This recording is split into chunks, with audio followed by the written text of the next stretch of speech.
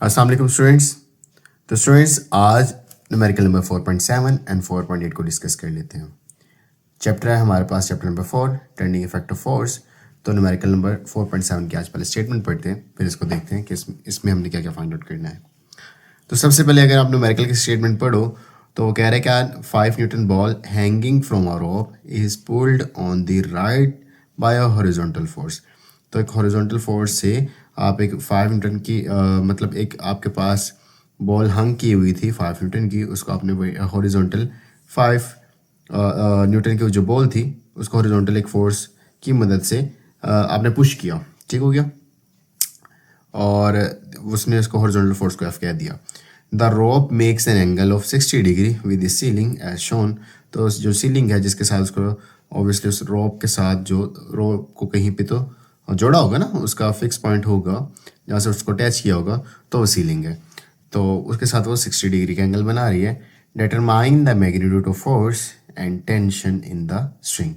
तो ये जो स्ट्रिंग में फोर्स है वो निकालनी है, मतलब ये जो फोर्स है जिसने इसको यहाँ राइट साइड पे लेके गई वो निकालनी है, और साथ में हमने टेंशन भी निकालनी है स्ट्रिंग में कितनी है, जबकि हमारे पास वेट गिवन है और एंगल गिवन है। तो ठीक है, इसको देख। तो गिवन डाटा में सबसे पहले आपके पास क्या क्या आ जाएगा, आप उसको ज़रा देख लो। तो गिवन डाटा में आपके पास सबसे पहले वेट आ जाएगा जो कि 5 न्यूटन है, और दूसरा आपके पास एंगल यानी थीटा की वैल्यू यानी एंगल की वैल्यू वो कितनी है 60 डिग्री, वो आपके पास आ गई। ठीक है, अब आपने फाइंड आउट क्या करना है, तो उसमें टू फाइंड में लिख लो कि आपने क्या क्या फाइंड आउट करना है। तो एक तो आपने फाइंड आउट करना है कि टेंशन क्या है स्ट्रिंग में, और दूसरा आपने फोर्स फाइंड आउट करनी है। ठीक है, तो ये सोल्यूशन। अब यहाँ पे थोड़ी सी बात मैंने, अगर आप देख सकते हो आप अपनी बुक में देख ये वाली चीज़ नहीं बनी हुई जो मैं डॉटेड बनाई है, और साथ में ये जो इसके मैंने हॉरिजॉन्टल और वर्टिकल कंपोनेंट्स बनाए हुए ना, ये नहीं बने हुए। असल में मैंने टेंशन को ना, यहाँ पे ये जो टेंशन है इसको इसके हॉरिजॉन्टल और वर्टिकल कंपोनेंट में तोड़ा हुआ है, क्योंकि हमारे पास ऐसा जो हमारे पास है टेंशन और फोर्स हमारे पास नहीं आ सकते। क्यों नहीं आ सकते? क्योंकि आपके पास तो मतलब सिंपल चीज़ें नहीं हैं उसको फाइंड आउट करने के लिए। लेकिन यहाँ पे हम एक काम कर सकते हैं कि अगर उसके मतलब ये जो टेंशन को उसके हॉरिजॉन्टल और वर्टिकल कंपोनेंट में तोड़ोगे ना, तो पता ना कि जो हॉरिजॉन्टल में टेंशन होती है वो फोर्स की वजह से होती है, और जो वर्टिकल में जो टेंशन होती है वो वेट की वजह से होती है। तो इसकी मदद से फोर्स और वेट की मदद से हम उसको फाइंड आउट कर लेंगे। ठीक है, तो we will divide the tension into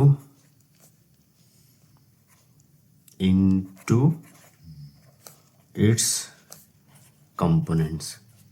तो अगर मैं x कंपोनेंट की बात करूं तो x कंपोनेंट में होगा जो टेंशन होगी और साथ में कोसेट आएगा, लेकिन वहाँ पे फोर्स आएगी। और अगर मैं y कंपोनेंट की बात करूं तो वहाँ पे वेट आएगा और वो t साइन थीटा होगा। ठीक हो गया। तो अगर मैं यहाँ पे फोर्स निकालना चाहूँ तो मैं फोर्स नहीं निकाल सकता, एंगल तो मेरे पास है लेकिन टेंशन मेरे पास नहीं है। तो यानी ये वेट की मदद से पहले मैं साइन थीटा और वेट की मदद से मैं टेंशन निकालूंगा। जो टेंशन की वैल्यू आ जाएगी हमारा हाफ न्यूमेरिकल सॉल्व हो जाएगा। फिर उसकी मदद से इस वैल्यूज़ में पुट करेंगे और हमारे पास जो है फोर्स की उसकी वैल्यू हो जाएगी। तो first we solve one from two we can write. तो हमारे पास वेट की कितनी वैल्यू है 5 newton, tension as it is रहने दिया, और साइन और थीटा की वैल्यू कितनी है 60। तो साइन 60 √3/2 होता है, लेकिन अगर उसको डेसिमल में करना चाहो तो डेसिमल में होता है 0.866। ठीक है, आप इसको कैलकुलेटर से भी चेक कर सकते हो। तो 5 = t और 0.866। ठीक है, अब आगे इसको डिवाइड करवा देते हैं और सिंपली हमारे पास टेंशन = 5/0.866। ठीक है, अब इसको हम कैलकुलेटर से चेक कर लेते हैं और जो वैल्यू आएगी वो टेंशन की वैल्यू आ जाएगी, और सिंपली उसके बाद हम उसको यहाँ पे लगा के इक्वेशन 1 में लगा के फोर्स की वैल्यू लगा लेंगे। तो सबसे पहले अगर आप वो साइन वाला देखना चाहो तो साइन 60 या आपके पास 0.866 आ गया। ठीक है, अब दूसरी बात हमने क्या करनी थी कि 5 को डिवाइड करना है 0.866 पे, तो आपके पास 5.77 सिंपली न्यूटन में आंसर आ गया। तो टेंशन इज इक्वल टू 5.77, क्योंकि यूनिट सिर्फ इसका ये तो एंगल है ना, तो सिर्फ न्यूटन आ गया।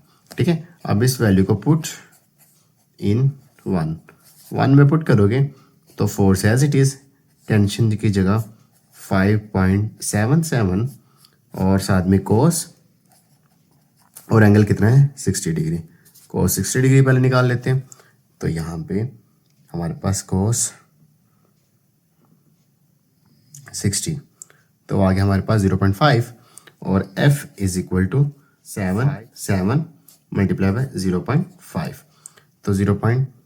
मतलब आप इस आगे लो 0.5 मल्टीप्लाई बाय 5.77, तो आपके पास 2.885 आ गया, जिसको आप f is equal to 2.885 newton आपके पास टेंशन की भी वैल्यू आ गई 5.77 न्यूटन। ठीक है, तो इसकी हमने फोर्स भी निकाल ली और उसका जो वर्टिकल कंपोनेंट में जो टेंशन है वो भी हमने फाइंड आउट कर ली। ठीक है, तो इसके हॉरिजॉन्टल वर्टिकल कंपोनेंट्स की वजह से हमने फोर्स और टेंशन दोनों हमने फाइंड आउट कर लिए। अब जो हमारे पास न्यूमेरिकल नंबर 4.8 है उसको पढ़ लेते हैं सबसे पहले, फिर उसको सॉल्व कर लेंगे। तो न्यूमेरिकल नंबर 4.8 में एक वो कह रहा है a sign board is suspended by means of 2 steel wires as shown, तो 2 स्टील की वायर्स हैं, तो उसकी मदद से हमने एक साइन बोर्ड को लटकाया हुआ है। If the weight of the board is 200 Newton, what is the tension in the strings, तो स्ट्रिंग्स में जो टेंशन है वो फाइंड आउट करनी है, जबकि साइन बोर्ड का जो वेट है वो 200 न्यूटन है। लेकिन अगर आप देखो, अगर ये सेंटर है तो सेंटर से इस तरफ का डिस्टेंस और इस तरफ का डिस्टेंस दोनों आपस में सेम है। लाइक जो यहाँ पे टेंशन होगी ऑब्वियसली वही टेंशन यहाँ पे होगी। क्यों? क्योंकि ये सस्पेंडेड है। ये देखो सस्पेंडेड है ना, ऐसा कोई मोशन भी नहीं हो रही, ये तिरछा भी नहीं लगा हुआ है, बिल्कुल स्ट्रेट लगा हुआ है। 200 न्यूटन की फोर्स लग रही है, इक्वली डिस्ट्रीब्यूशन है, मतलब बिल्कुल स्ट्रेट हंग है। लाइक स्ट्रेट से मुराद है बिल्कुल एक वर्टिकल पोजीशन में बगैर किसी एंगल को चेंज किए ये हंग है। तो ऑब्वियसली दोनों टेंशन यहाँ पे सेम है। ठीक है, तो हम वही टेंशन को सेम लेके चल के वैल्यूज़ निकालेंगे। जो फर्स्ट की टेंशन की वैल्यू आएगी वही सेकंड की आएगी। क्यों? क्योंकि कार्डबोर्ड सस्पेंडेड है और इसमें कोई मोशन नहीं हो रही। ठीक हो गया, तो यहाँ पे सबसे पहले गिवन डाटा में लिखोगे जो आपके पास गिवन है। तो गिवन डाटा में आप लिख लो आपके पास वेट गिवन है। वेट कितना गिवन है आपके पास? 200 न्यूटन्स। ठीक है, और उसके साथ आप ये भी कह लो कि आपने फाइंड आउट करना है वो फिर, हाँ ठीक है, 2 फाइंड में चलते हैं और बाकी सोल्यूशन में ही इसको डिस्कस कर लेते हैं। ठीक है, तो यहाँ पे हमने टेंशन 1 निकालनी है और मतलब T1 एंड T2 हमने फाइंड आउट करनी है। ठीक हो गया, तो अब सोल्यूशन में चल जाते हैं। तो आप यहाँ पे लिख लो कि as we can see that जो टेंशन 1 है इज इक्वल टू टेंशन 2, तो हम इसको ना एक टी के इक्वल कर लेते हैं। अब ये क्यों इक्वल है वो यहाँ पे लिख लेते हैं। आप लिख लो चाहे सिंस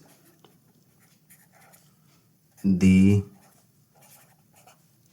ये जो साइन बोर्ड है या कार्डबोर्ड है, जो भी आप इसको लिखना चाहो तो साइन बोर्ड ही लिख लेते हैं। Sign okay, sign board is at equilibrium. Equilibrium में क्यों है? क्योंकि यहाँ पे इक्वली डिस्ट्रीब्यूट है वेट और ये एक प्रॉपर कोई मोशन भी नहीं हो रही, तो ये दोनों मतलब इस दोनों वायर्स की वजह से ये इक्विलिब्रियम पोजीशन में है कोई, क्योंकि यहाँ पे कोई मोशन नहीं हो रही। तो हम ये लिख लेते हैं as weight is equally distributed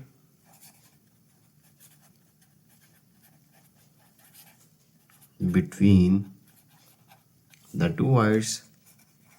ठीक हो गया, तो कोई मोशन नहीं हो रही, 2 वायर्स के दरमियान जो वेट है वो इक्वली डिस्ट्रीब्यूट है और जो हमारे पास ये टेंशन्स हैं वो आपस में इक्वल है। ठीक हो गया, तो हम एक फार्मूला यूज़ करेंगे। बाय यूजिंग फार्मूला जो टेंशन आ रही है हमारे पास दोनों को प्लस करो, यानी T1 प्लस T2 ये वेट के इक्वल आ जाएगी।